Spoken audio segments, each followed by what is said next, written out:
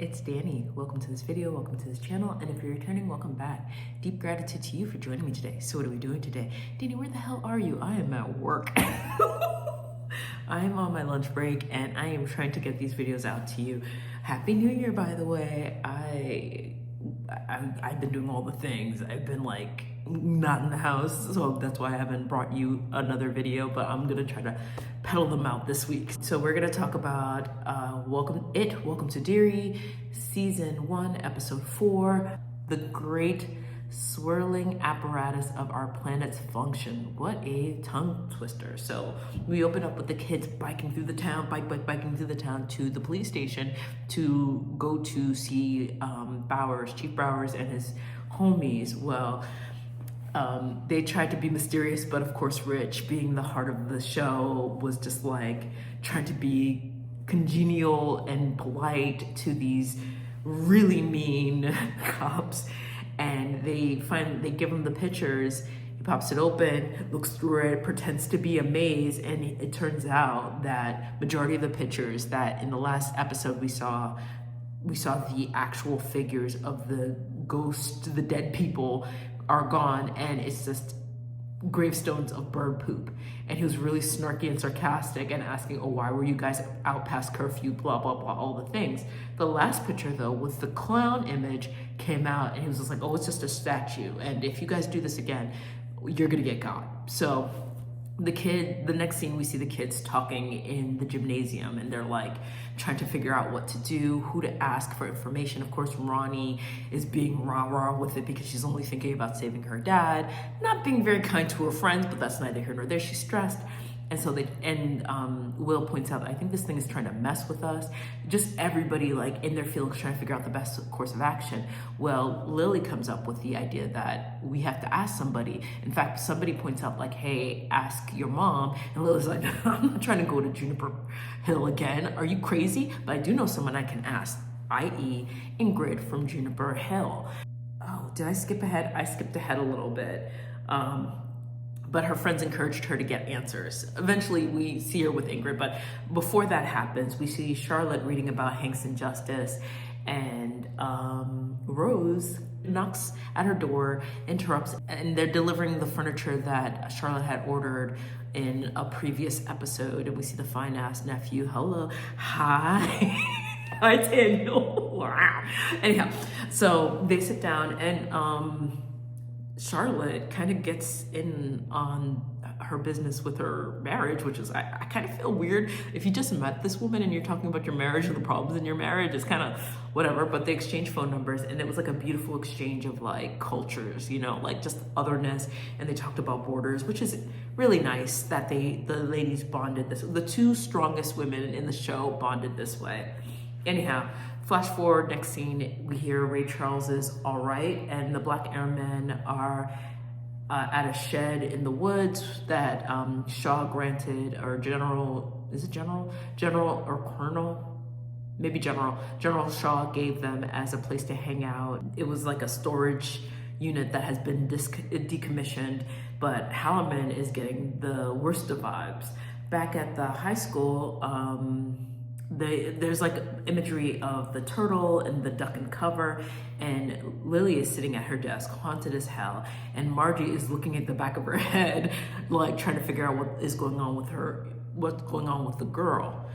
Next scene, we see Will running through the house, going through his drawers looking for the envelope of pictures, and Charlotte has it, and he tells her everything. He tells her that they went to the cemetery and that there's some creature trying to get them, and he's scared and he's crying.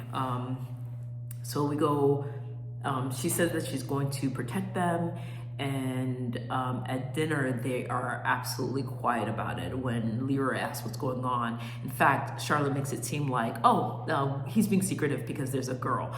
And then when Will he's embarrassed, so he gets up and leaves.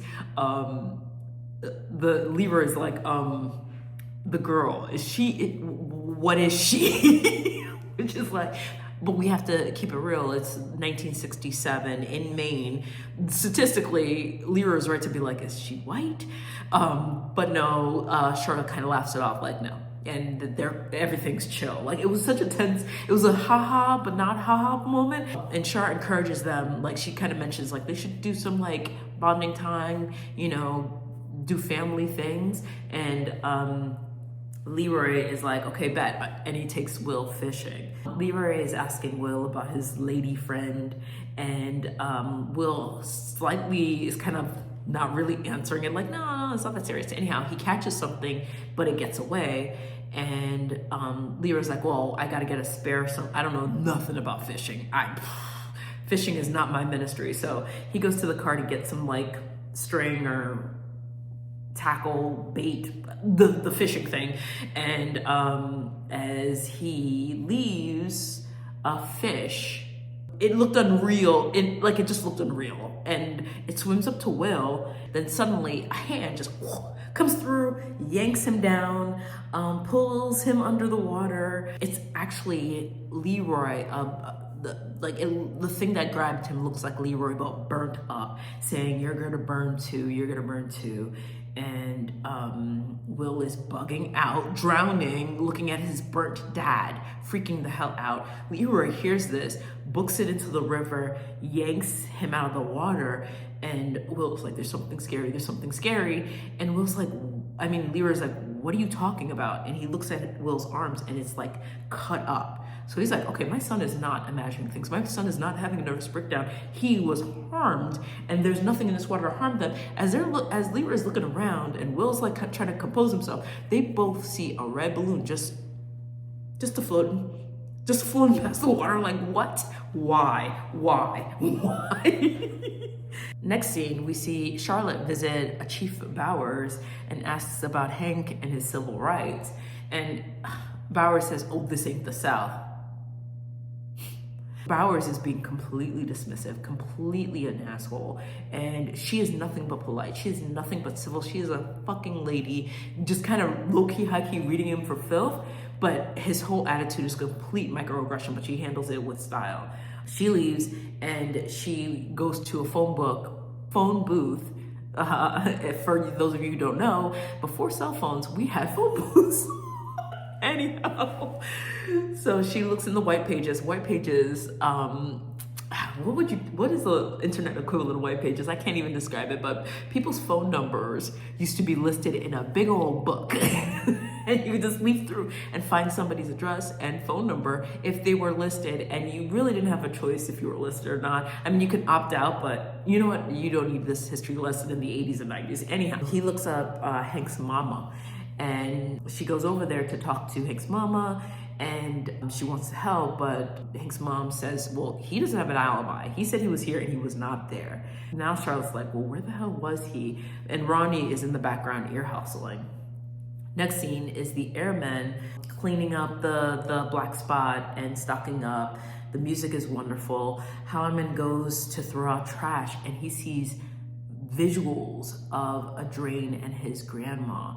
She's saying to him, keep the lid tight. Yonder in the woods, standing there like, keep the lid tight, keep the lid tight. And we're like, what's the lid? Anyhow, as he's like seeing and communicating with his dead grandma, Leroy rolls up, scares the bejesus out of him, and fronts Hallerman on what is happening in the town and what his son is experiencing, because he has the inkling or the smarts to know that Hallerman knows that he has a better understanding of how bad this is, and he would tell him that like it is, unlike Shaw. He wants to know what they're hunting, and Dick's like, I don't know. He's just doing what he's told. So hands in the air, he doesn't know, he's just doing his job. Will mentions the delusion of his father being burnt is his worst fear, kind of like when he was attacked. We know that Leroy narrowly escaped death in Korea, and he has that scar, which I guess Will manifests in his soul as like, that's my worst nightmare if my dad is burnt and injured and harmed. And so the delusion in the river is like a tremendous fear. They're trying to, and this is in the school, the gang, Lily, Ronnie, Rich, and Will are trying to figure out how to combat this scary thing. We find out Lily's mom has a drug problem. There's no nice way to say it, but she calls it mommy's little helper. Her fucking, I think it's called Quaalude. it's probably because it's 67. 67s, they had Quaaludes, right? Back in science class, on the monitor, it's like they're talking about a parasite that messes with snails. That becomes pretty important. Margie is encouraged by one of the mean girls. We see one of the mean girls, the Patties, give Margie a look. Margie is just like, okay. And then she starts to talk to Lily, and she's like, hey, Lily, do you want to hang out? And Lily's like, yeah, okay, sure. Nods to the mean girl after Lily says yes. So you know something's sketchy with that.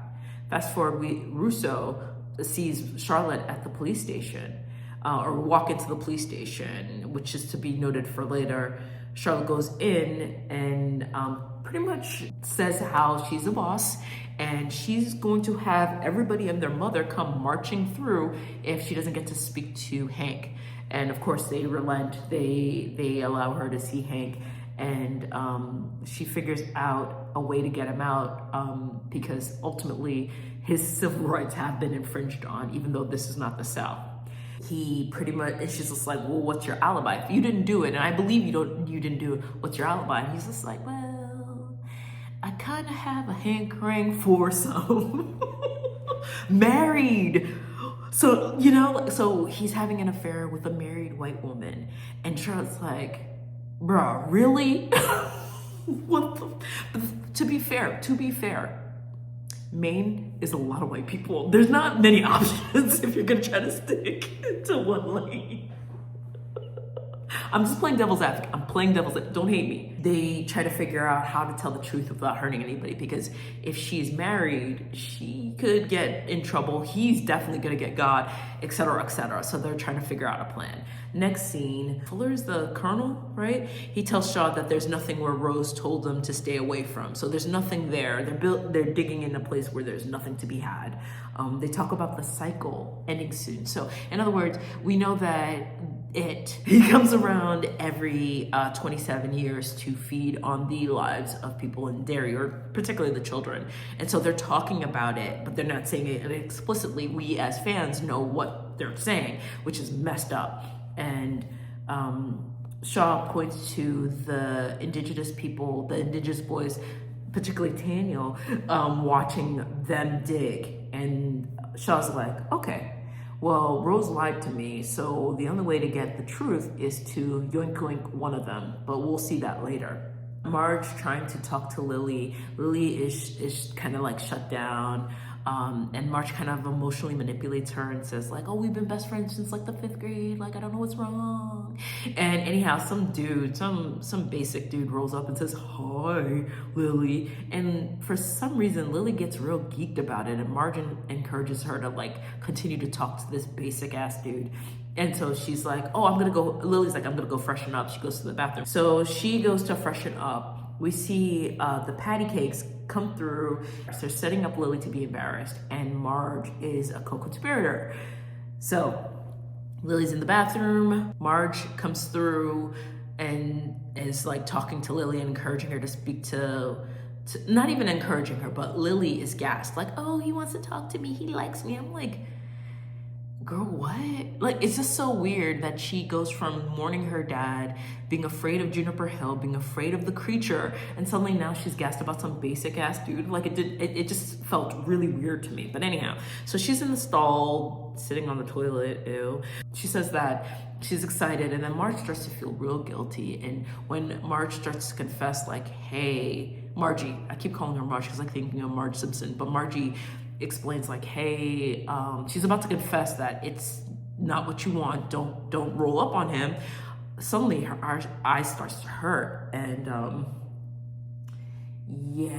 starts to hurt, and Marge is like bugging out, and Lily's like, are you okay?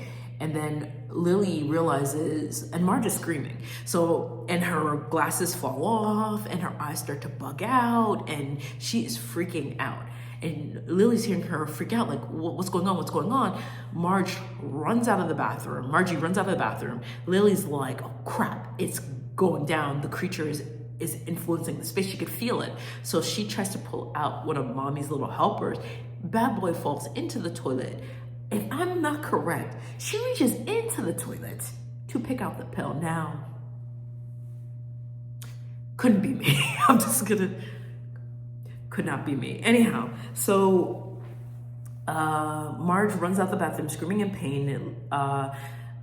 We see Marge go into like the wood shop, or what did they call it back in the day? I forgot the name for the class. They used to separate girls to do home ec, and I forgot the other name for it. I'm sure someone's gonna tell me in the comments. Anyhow, so Marge is trying to like get, her eyes are like bugging out, and so she goes to the saw.